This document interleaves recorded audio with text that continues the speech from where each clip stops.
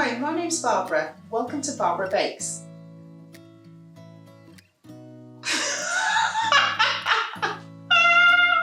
Why does your brain just stop like that?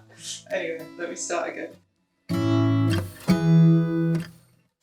Hi, my name's Barbara. Welcome to Barbara Bakes. Now, whether you're a beginner or a seasoned baker, one of the things that you should have in your little book of recipes is the perfect vanilla cake. You can take it out for parties, dinner parties, or just for you and your significant other. A beautifully done vanilla cake is everybody's dream. So what I'm going to do today is bring you the perfect recipe for a vanilla cake, which is super adaptable and it's light and delicious.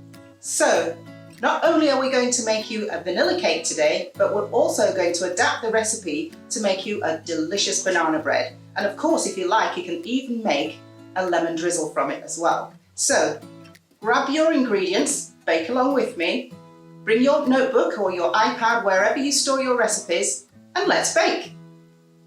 So we have 435 grams of Stork, 450 grams of caster sugar, 8 free-range eggs, 495 grams of self-raising flour, half a teaspoon of salt, 1 teaspoon of mixed spice, and 1.5 teaspoons of baking powder.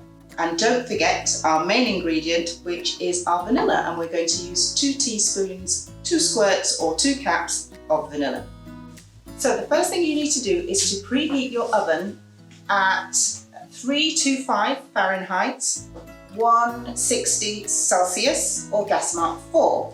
And if you have a fan oven, that's 150. Now, once you've got your oven preheated, we need to prepare our tins. And what I do with my tins is I cut out a circle of parchment. So I just put the parchment down, put the tin on the parchment and just draw with a pencil the line of your tin and just cut it out. And so that fits perfectly inside my 2 8-inch tins. And I don't grease the sides, I don't butter them and flour them like you will see in some other videos. And that's purely because at the end, I'm just going to run my knife around the outside and the cake will come out beautifully. If you have tins that do stick and you know that they stick, you can definitely do that. Butter the insides of the tin, dust it with flour, and they're good to go. But make sure you've still got your parchment on the bottom of the tin. Into a mixing bowl, pop your butter and your sugar. Now, I'm using Stork today. I always use Stork for my baking, the one that comes in the tub, because it makes it a lovely light cake.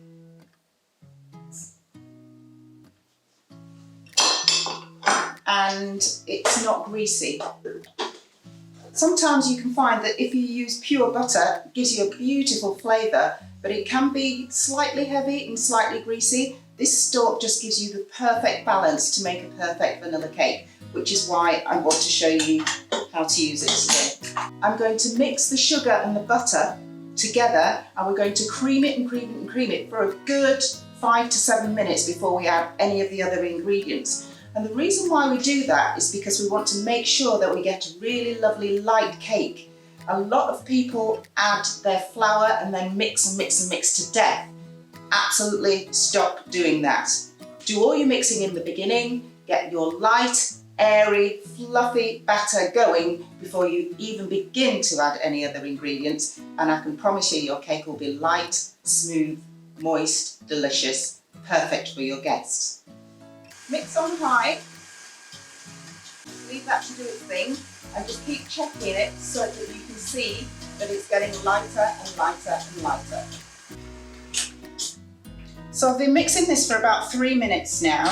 I'm just going to scrape around my bowl to make sure that all the mix has been incorporated. You can see that it has got a lot lighter, but we still need to keep going for a little while longer.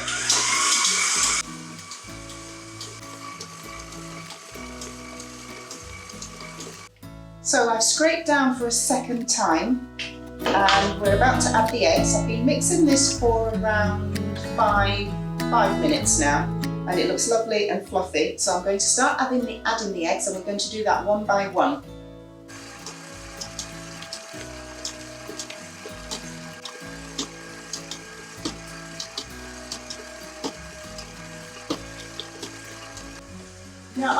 added the eggs and they're mixed in quite well. It may look a little bit split, but don't worry about that at this stage. You really don't need to worry, because once you add your flour in, everything will balance itself out.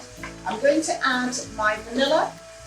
And by the way, if you're doing all this by hand, you're going to go through exactly the same steps as I've done. It'll just be a lot harder work on your arm. Mixing, mixing, mixing, especially in the beginning. But again, don't worry, because it'll all come out perfectly smooth, just the way you need it to be. So I've added the vanilla, and I'm about to add the flour step by step.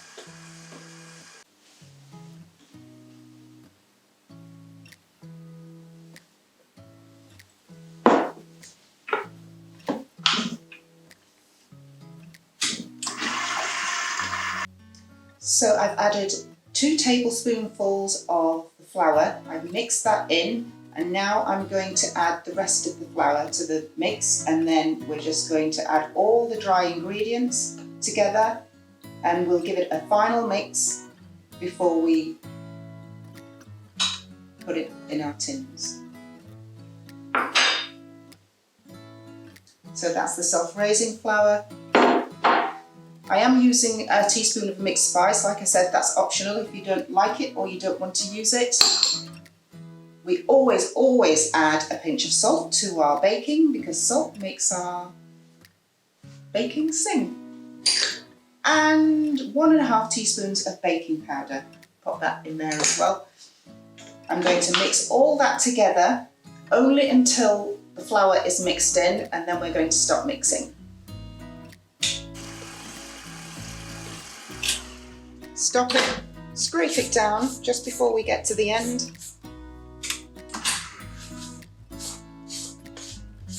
Make sure all the ingredients have been nicely blended underneath.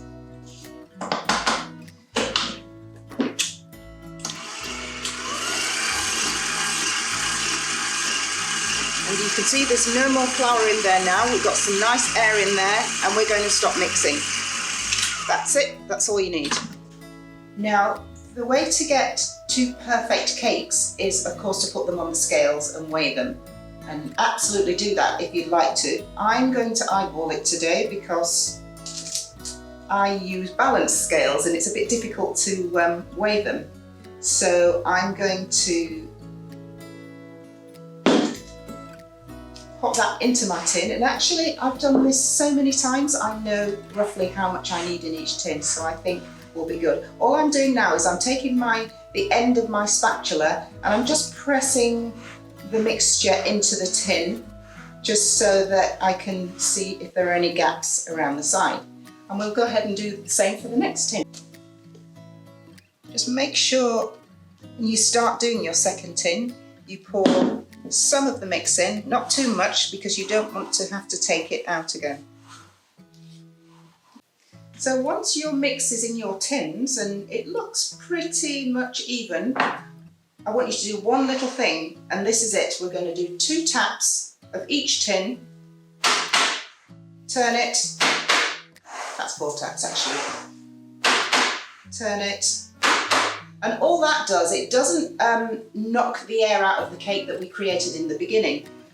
Because we created so much air, there are some big air bubbles in the cake that we don't want in our final look.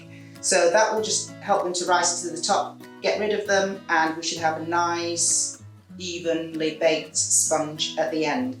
So we're going to pop these into the oven for about 35 to 40 minutes, and then I'll see you when they come out. Most of the recipes I'm bringing you in our Back to Basic series are super adaptable, and this recipe that I brought you today, this vanilla recipe, is a really good example of that. So with the cake mix we have left, I'm going to make a banana cake, and there are so many flavours that I can adapt for you. So if you want to see more flavours or you want other recipes, leave your comments below and let me know what you want to see, and I'll make them for you. So in the recipe, the cake mix that you have left, I put 100 grams of self-raising flour. That is going to hold our 200 grams of pureed banana. And all I've done with this banana is I put it in my food processor, and I think there are about 2 bananas there, and I blitzed it down. And because I didn't need it all, I kept it in the freezer. So I've taken this out of the freezer, 2 bananas in the food processor, blitz it as fine as it will go. So it's a nice, you can see that that's a nice runny puree, which is why we need the excess flour in the batter. And I'm going to pour that into the cake mix with the 100 grams of flour, and we're going to mix that together for a delicious banana cake. It's not the best colour you've ever seen for a banana, but I can assure you once it's mixed, it will be delicious.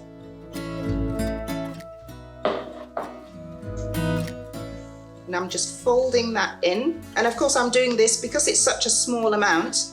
I'm just folding it in by hand, but folding over so we're still creating air into the mix without over mixing. Make sure all your banana is incorporated, and as soon as you can see that the banana is incorporated, you stop mixing. This is my loaf tin that I would normally make my banana bread in, and as you can see I've lined it with greaseproof paper. I buttered it first and then lined it up with greaseproof paper. If you have a silicone loaf tin, you can use that as well, or sometimes we have the little paper ones. Let me show you. These ones that you might have as well, you can use probably 3 of those for the mix you've got left. Or of course you can use a round tin if you want to make a banana cake in exactly the same way that we've done before. Just line your tin and pour your mix into the tin. This fits perfectly in there. This is a family size loaf.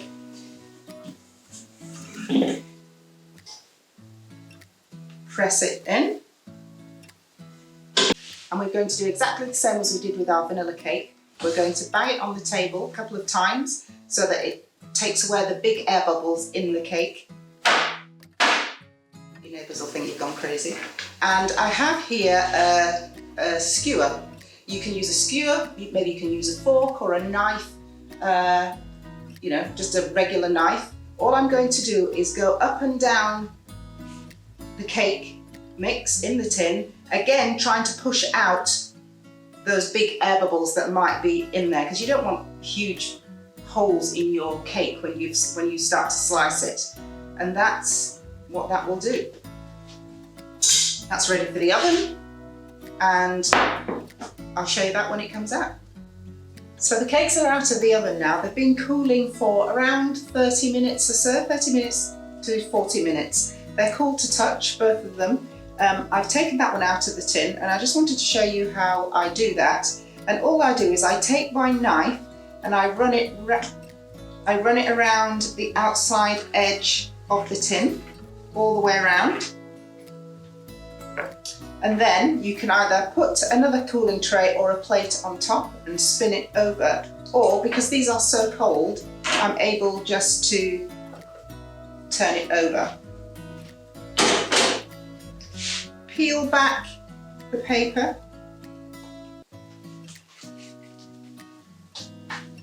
and then again I can turn it over. And what I would normally do at this stage is use both cakes to make a stacked cake, so buttercream in the middle and the other cake on top. And you can see that in another cake decorating video if you want to learn how to stack a cake. So this is ready. I'm going to pop it on my plate. And then I think I'm going to cut you a slice.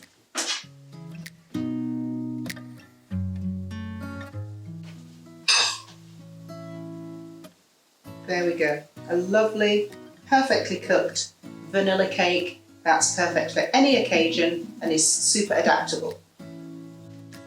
Now you may be thinking that was a really big cake recipe that I gave you to be able to make this loaf and 2 8-inch cakes. But don't panic, because what I'm going to do is I'm going to break the recipe down so that if you only want to make the cakes, you can do, and if you want to make a loaf, you can do, and they'll be in the description box below.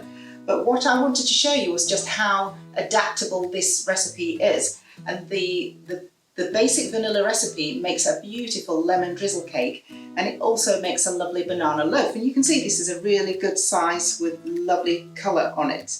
And one of the things I wanted to show you is how light this cake is, because quite often when you get a banana cake, it's quite heavy.